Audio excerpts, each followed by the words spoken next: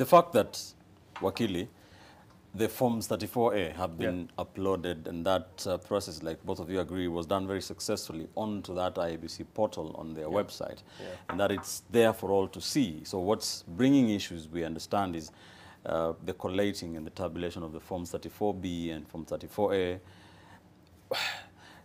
People, you would want to believe that since the 34As are there, nobody can tamper with anything, but we're still seeing, you know, some skirmishes inside the hall, I have to say, just with the political party agents and a lot of politicians on that hall at the Tallying Center.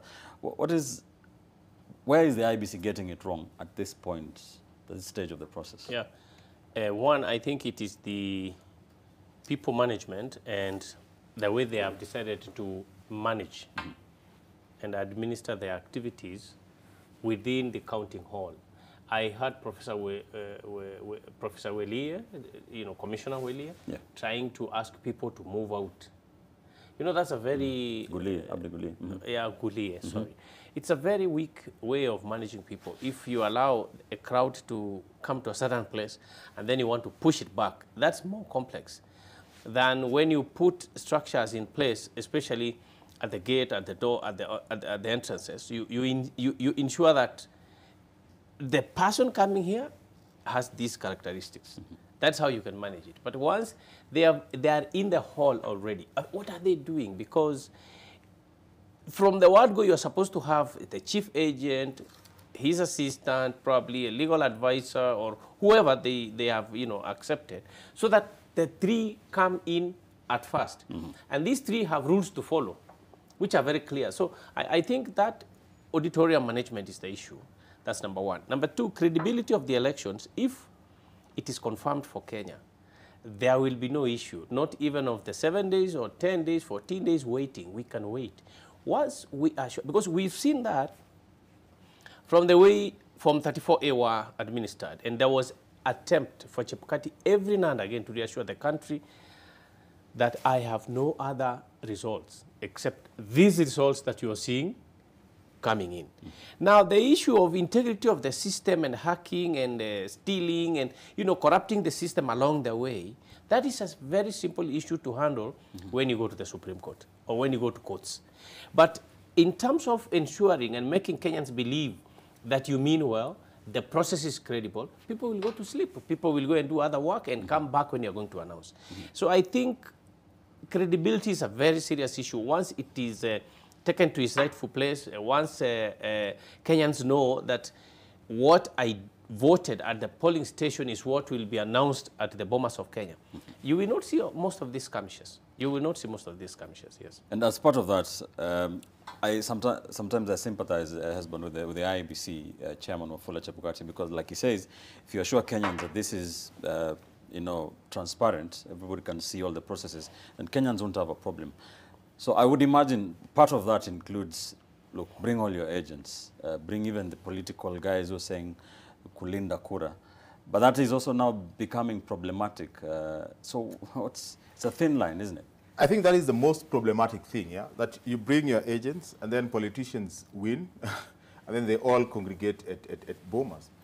And I think they push their interests to the extent that... And you did hear Martha Karua when he was addressing the Azimio, you know, contenders earlier today, telling people go to once you've done with your tallies, just go and also make sure everything is okay. So, yeah, for me, if everyone was to go to Bomas, it's okay. I think the issue is when politicians go and they command, you know, a lot of support from their people, and you know, you see a politician, you know their interest, so their body language, the way they are agitated, the way they are happy, now become a cause of concern for their supporters. Those who are happy, supporters start believing that we are winning.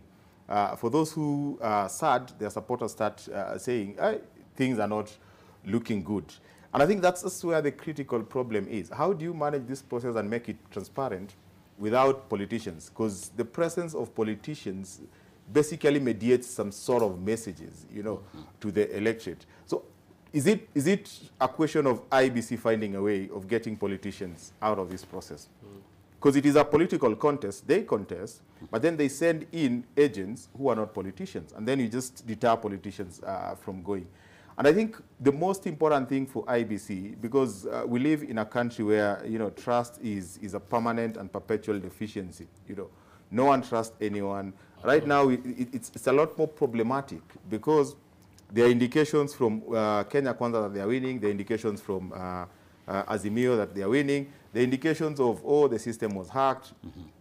At some point, it was not hacked. So all these problems, you ask yourself, why is it that we live in a country where an electoral process where people are giving power to governors, from the president all the way to MCAs, should attract the interest of people who are interested in compromising the entire process? And then the question would be, why is it that we live in a country where people are willing to be compromised for a process that is of national interest? And how do we cure this process? From a communication point of view, I think you cannot have integrity unless there is a seamless, you know, flow of information. And I think where we have reached, you know, just telling people that, you know, Form 34As are outside there, now Form 34Bs are uploaded, I don't think that is enough, because you can't tell us that Form 34Bs are outside there, anyone can tally, but the verification process is taking, you know, a long time. So we also need to understand what is it that is going on in the verification process, and what is happening. Why are people contesting? You know, if it is such a clear process where there's a document that is in the public domain, why should we see people shoving, people fighting? You know, respected political leaders behaving like, you know, they are not honorable people who've been elected. So I think there's a gap in terms of just explaining to Kenyans that it's not a question of having Form 34As or Bs outside there. There is a verification process that takes place. And this is what the process entails, that we get the Form 34B, we go back to all the 34As, we get all the agents, they have to agree, then that is what we call as the final presidential vote at the constituency level. I think IBC has not come out clearly on how that process is going. And then it is very difficult when you're watching on your screens. For the whole day, all you can see is that they've done 67 constituencies, yeah? So you can actually project that if a day takes 67 constituencies to tally, and then we have Monday as the deadline. So what would happen? Are they going to beat this deadline? Are they going to expedite the process? So there's lack of clarity there. And I think if IBC was clear enough to say we've done 67, this is what the process looks like. Our projection is that we are going to have all the 290, I think it's 292 constituencies done, the prisons and the diaspora done by end of today. You know, that communication is important so that people sit back and say, we understand how the process goes, and there's a projection of how long it's going to take. So at this point, we are likely to get who the winner is.